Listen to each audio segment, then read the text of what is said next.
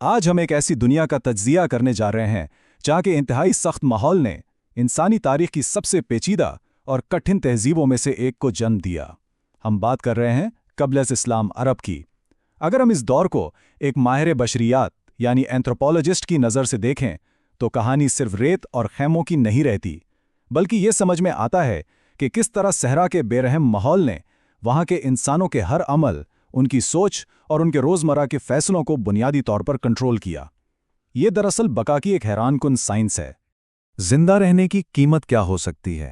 اس کا اندازہ اس ایک بات سے لگایا جا سکتا ہے کہ اس دور میں شدید بھوک برداشت کرنے کے لیے لوگ ایک انتہائی تکلیف دہ طریقہ استعمال کرتے تھے۔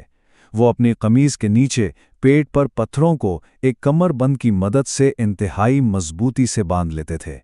اس شدید دباؤ کا مقصد جسم کو یہ دھوکہ دینا تھا کہ پیٹ بھرا ہوا ہے۔ یہ کوئی فرضی کہانی نہیں، بلکہ شدید فاقہ کشی کے دوران زندہ رہنے کا ایک انتہائی سخت حیاتی ہتھ کنڈا تھا۔ اس سے ظاہر ہوتا ہے کہ اس ماحول میں سانس لیتے رہنا بھی کتنا بڑا چیلنج تھا۔ پہلا حصہ، صحرا میں بقا، انتہائی جغرافیہ اور حیاتیاتی مطابقت پذیری۔ صحرا کی اس خوفناک زندگی میں اکیلے انسان کا بچنا ناممکن تھا، اسی لیے معاشرے کی سب سے بنیادی اکائی قبیلہ تھی۔ قبیلہ صرف رشتہ داروں کا اکٹھا ہونا نہیں تھا، یہ زندگی اور موت کے درمیان ایک حتمی اور اٹوٹ لکیر تھی۔ اگر کسی کو قبیلے سے نکال دیا جاتا تو اس کا مطلب سیدھا موت یا غلامی تھا۔ قبیلہ ایک ایسی ڈھال تھا جو صحیح اور غلط کی بحث میں پڑے بغیر اپنے ہر فرد کا دفاع کرتا تھا۔ قبیلے کے بغیر انسان کی حقیقت میں کوئی حیثیت ہی نہیں تھی۔ یہاں جو نقطہ سب سے زیادہ حیران کن ہے وہ یہ ہے کہ ان لوگوں کی بقا کا دارومدار مکمل طور پر صرف ایک جانور پر تھا، اونٹ۔ یہ محض ایک سواری نہیں تھی، بلکہ بقا کی ایک حتمی مشین تھی۔ یہ جانور صحرا کی شدید گرمی میں 10 دن تک پانی پیے بغیر چل سکتا تھا، خاردار جھاڑیاں کھا کر بھی طاقتور رہتا اور انسانوں کو زندہ رکھنے کے لیے دودھ، گوشت اور یہاں تک کہ اپنی کوہان کی چربی بھی فراہم کرتا۔ اونٹ کے بغیر اس ماحول میں انسان کا وجود تصور ہی نہیں کیا جا سکتا تھا۔ دوسرا حصہ، وسائل کی کمی اور روزمرہ کی مشکلات، محرومی سے تشکیل پانے والی معیشت۔ تاریخ سے ملنے والے یہ اعداد و شمار اس دور کی معیشت کی ایک بہت واضح تصویر پیش کرتے ہیں۔ ایک اعلیٰ نسل کی اونٹ کی مارکیٹ ویلیو 400 درہم تھی، جبکہ ایک انسانی غلام کی ابتدائی قیمت محض 50 درہم تھی، یعنی ایک اونٹ کی قیمت ایک انسان کی زندگی سے 8 گنا زیادہ تھی۔ یہ وسائل کی کمی کا ہی نتیجہ تھا جس نے انسانی جان کی قدر کو جانوروں سے بھی نیچے گرا دیا تھا۔ اس معاشی عدم مساوات کا ایک اور چونکا دینے والا پہلو 25 درہم کا یہ عدد ہے۔ 25 درہم میں ایک بھیڑ یا بکری آتی تھی، لیکن یہی وہ رقم تھی جو ایک امیر اور اشرافیہ خاندان اپنے صرف ایک وقت کے کھانے پر اڑا دیتا تھا۔ یہ عدد اس عظیم اور گہرے فرق کو ظاہر کرتا ہے جہاں ایک طرف لوگ بھوک سے مر رہے تھے اور دوسری طرف آسودہ حال طبقہ ایک وقت کی روٹی پر بکری کی قیمت خرچ کر رہا تھا۔ تیسرا حصہ، سخت قبائلی درجہ بندی، خون اور طاقت کی حکمرانی۔ وسائل کی اسی کمی نے معاشرے کو دو انتہائی سروں میں تقسیم کر دیا تھا۔ ایک طرف قبیلے کا سردار تھا جس کا اختیار حتمی تھا، مال غنیمت کا 1/4 حصہ اور بچا کھچا سامان سیدھا اس کی ملکیت ہوتا، اور دوسری طرف وہ کمزور لوگ تھے جنہیں قبیلے سے نکال دیا گیا تھا یا جو غلام تھے۔ ان کی زندگی جانوروں سے بھی بدتر تھی، کوئی انسانی حقوق نہیں تھے اور نسل در نسل اسی غلامی میں پیدا ہوتے تھے۔ کمزوری، اجنبیت یا غلامی کو اس معاشرے کی سب سے بڑی بدقسمتی سمجھا جاتا تھا۔ اگر اس دور کے نظام انصاف کو دیکھا جائے تو وہ انفرادی نہیں بلکہ اجتماعی تھا۔ اگر کوئی جرم ہوتا تو مکمل قبیلہ اس کا ذمہ دار سمجھا جاتا۔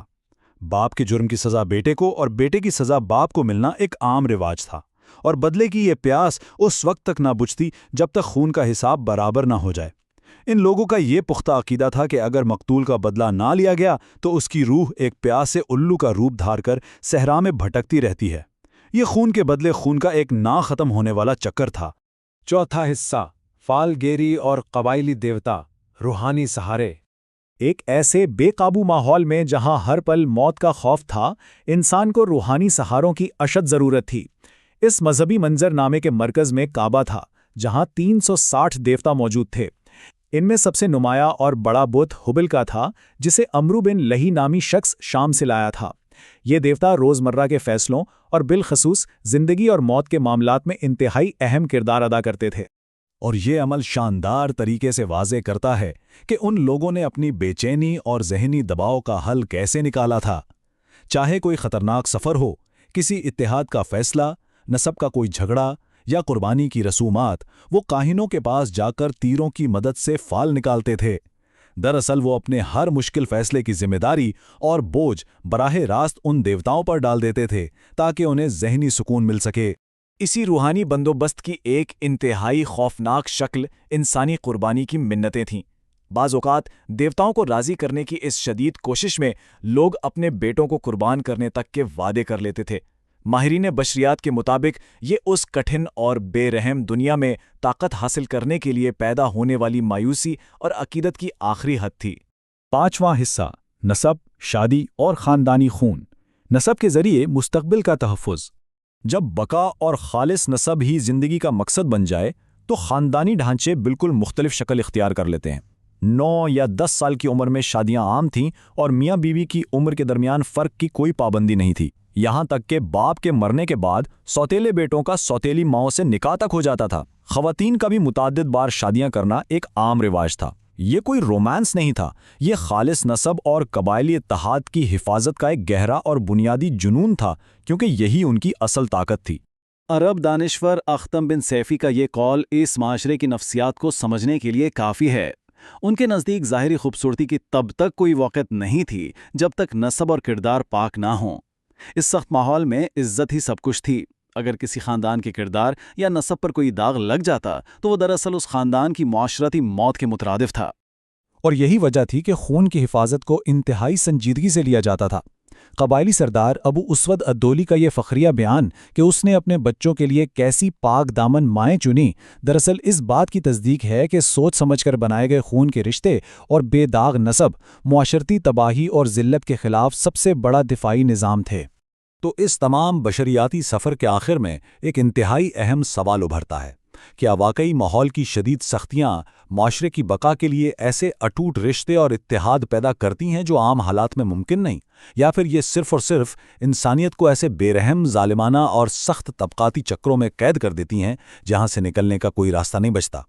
یہ ایک ایسا سوال ہے جو تاریخ کے ان خشک صحراؤں سے اٹھتا ہے اور آج تک ہماری بھرپور توجہ کا طلبگار ہے۔